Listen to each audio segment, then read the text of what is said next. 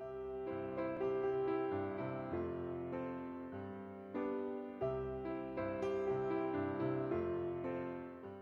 I'm Paul Peterson. And I'm Amanda Olberg. In the last lecture, we discussed theories of school choice. In this three-part lecture, we discuss how one type of school choice, school vouchers, works in practice. This first part discusses key features of school voucher programs. Paul, what are the two main types of school voucher programs? Well, there are two types. The direct voucher program is one where the voucher is given directly to the family who can use the voucher to pay some or all of the private school tuition. The second type is a tax credit. People can receive a credit against their taxes if they give money to a foundation that gives scholarships to students who go to private schools. In both cases, the voucher or tax credit is given to families of low or moderate income. The first voucher program, and the one that is the largest today, is located in Milwaukee, Wisconsin. When did that program get started? The first voucher law was passed by the Wisconsin legislature in 1990. Republican Governor Tommy Thompson had for several years been seeking a pilot voucher program, but only in 1990 did he win the crucial support necessary to get the legislature to adopt the program. In that year, a black legislator, Polly Williams, working with Howard Fuller, an African-American community organizer, persuaded the governor to support a targeted low-income voucher plan just for Milwaukee. Inspired by the Black Power movement, they had previously asked that a separate all-black school district be formed within the city of Milwaukee. They felt that only under black leadership would African-American children be taken seriously. When teacher unions and the school district of Milwaukee blocked their proposals, Williams and Fuller formed an alliance with Thompson to get a voucher program instead. Now, did they face any opposition? Well, they did, and they had to make some compromises to get the necessary support. All the religious schools had to be excluded from the program because there were questions raised about the constitutionality of the participation of the religious schools. That left only about 20 private secular schools to participate in this program. And furthermore, the program was limited to just 1,500 students. But still, there was finally, in the United States, a voucher program. Vouchers had moved from theory to a living, practical reality. But the program is much larger today, isn't it? Yes, once they got their foot in the door, they had an opportunity to expand it, and in 1996, both the legislature and the governor were in Republican hands. This being a very partisan issue, it made a difference that the Republicans had all the levers of power in Wisconsin. Wisconsin expanded the program to a maximum of 15,000 students, and now it allowed religiously affiliated schools to participate. The unions challenged the constitutionality of the program as a violation of the Religious Establishment Clause of the First Amendment. But when the Supreme Court of Wisconsin rejected their argument, the program began, and since then it has steadily grown and been expanded now to serve nearly 24,000 students.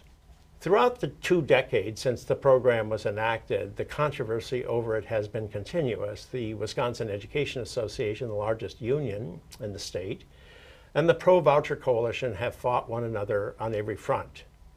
But despite all the controversy, Milwaukee is one of the few cities in the United States where students have a choice between school vouchers, charter schools, and traditional schools.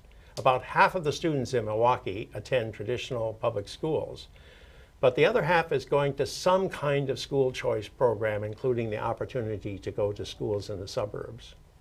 So how much does the Milwaukee voucher program cost? The taxpayer actually saves money because a voucher costs the taxpayer about 2/3 of what it costs to go to a traditional public school in Milwaukee. So anytime a child leaves the program in the public schools to go to a voucher-assisted program in private schools, the taxpayers are saving some money. Wow. Well, it sounds like vouchers are a significant part of the school system in Milwaukee. But how important are they nationwide? How many students in the United States are making use of vouchers? 300,000 students out of the 50 million in public schools use a voucher or tax credit. So the number is very small, even though it grows a little bit each year.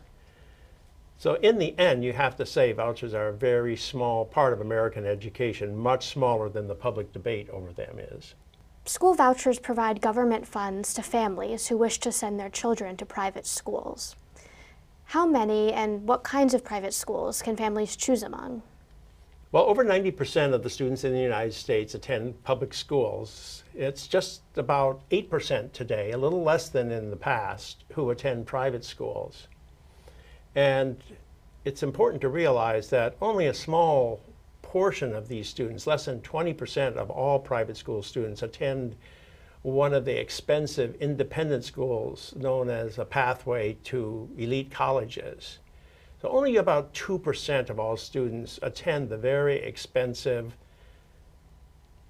residential schools and other elite schools that some people think is what the private sector consists of. In fact, most private schools are religious schools, and most of these take students from a working class or even a disadvantaged population. So Paul, what are the characteristics of these other schools? The largest percentage of private schools are Catholic. The numbers of students in Catholic schools used to be much larger than it is today, and so the Catholic schools used to comprise about 80% of all private schools. That was at the time that Catholic immigrants from Ireland, Italy, Poland, and other parts of Europe lived in central cities. In recent years, they moved to the suburbs, leaving their parochial schools behind. So today, only about 50% of private school students are attending Catholic schools. About 3% attend Lutheran schools, which were also built to serve immigrants, this time the Protestant Lutheran German immigrants. Originally, many of these schools taught students in German instead of English. They are still around, but they're a very small portion of the total.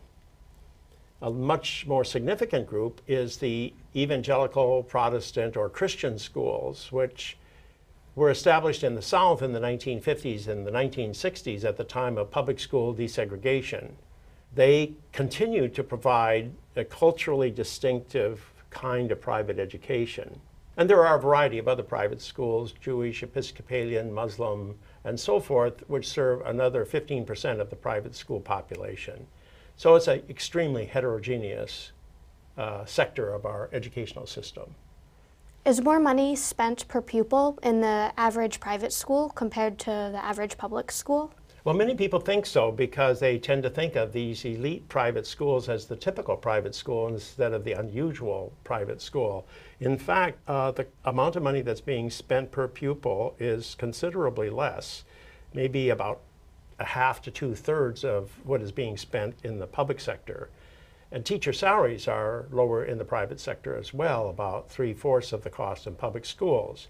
Some people say that private schools can attract teachers with lower salaries because they have more favorable teaching conditions. They don't have to deal with many of the bureaucratic rules and regulations that exist in the public sector. So where are voucher and tax credit programs located? Well, you can find them in many states, but the largest tax credit programs are to be found in Pennsylvania, Florida, and Arizona. And the largest voucher programs are to be found in Wisconsin, as we have discussed, but also in Ohio and Indiana. And then there's an important voucher program that was established in the District of Columbia by Congress. And what is the impact of voucher programs on student achievement? Do the voucher students learn more? Well, that's a big question. So we will save that for the next part of this lecture. And first, we're going to have a conversation with Al Hubbard, who was very much involved in the voucher program in Indiana, and we'll get his take on why he supported the establishment of a voucher program in his state. I have Al Hubbard, a former advisor to the President of the United States on economic policy, with me, and he also has been very active in Indiana on a lot of school choice policies. And Al, you know this terrain very well. It's a very politically controversial issue, school choice, but Indiana has done a lot of things. What's happened in Indiana in the last few years? Well, we've been very fortunate. You know, in the early 90s, there was a gentleman named Pat Rooney who started independent of government because he wanted school choice and could not get anything through the legislature, started personally funding scholarships and raising money for scholarships for inner city kids to go to the school of their choice.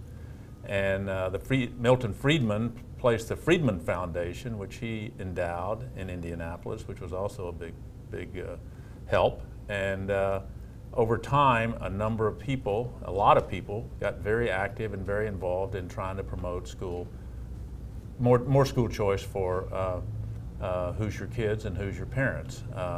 Bart Peterson was able, as mayor, a Democrat mayor, to get charter legislation passed, and he was the first person in Indiana to start charter schools.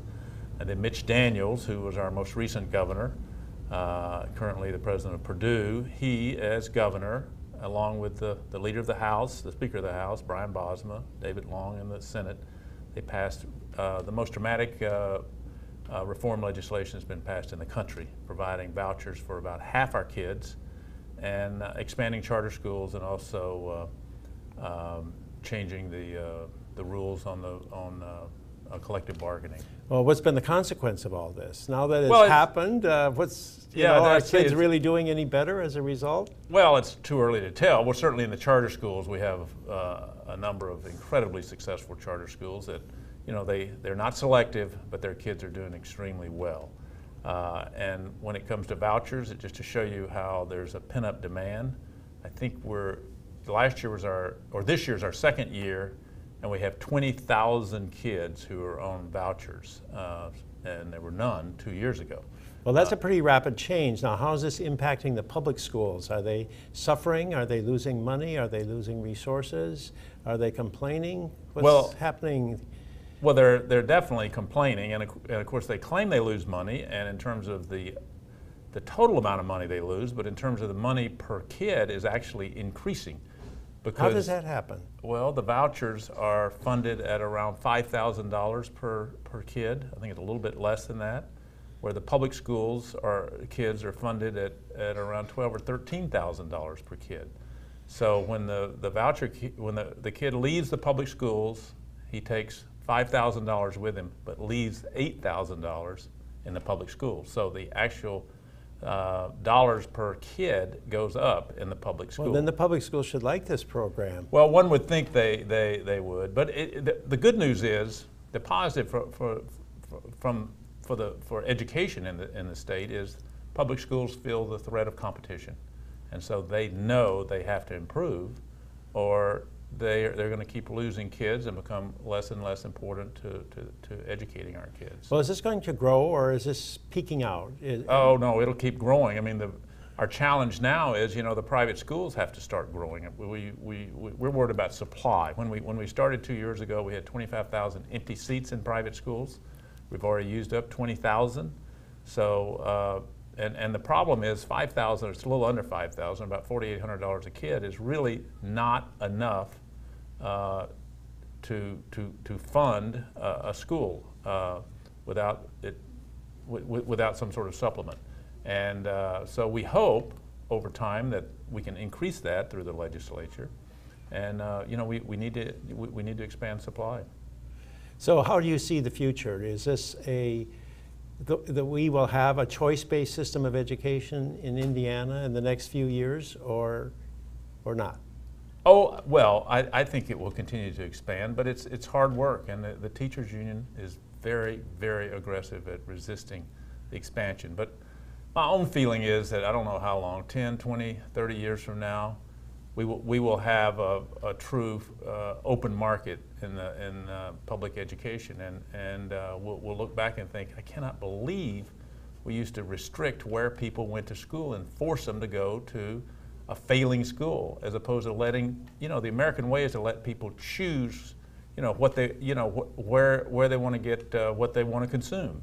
We're not forced to go to a dry cleaner. We're not forced to go to a supermarket. We're not forced to go to a particular gas station, but we're forced to go to a public school, and that's not fair. Well, thank you, Al. It's been great chatting with you today. Thank you. Enjoyed it, Paul.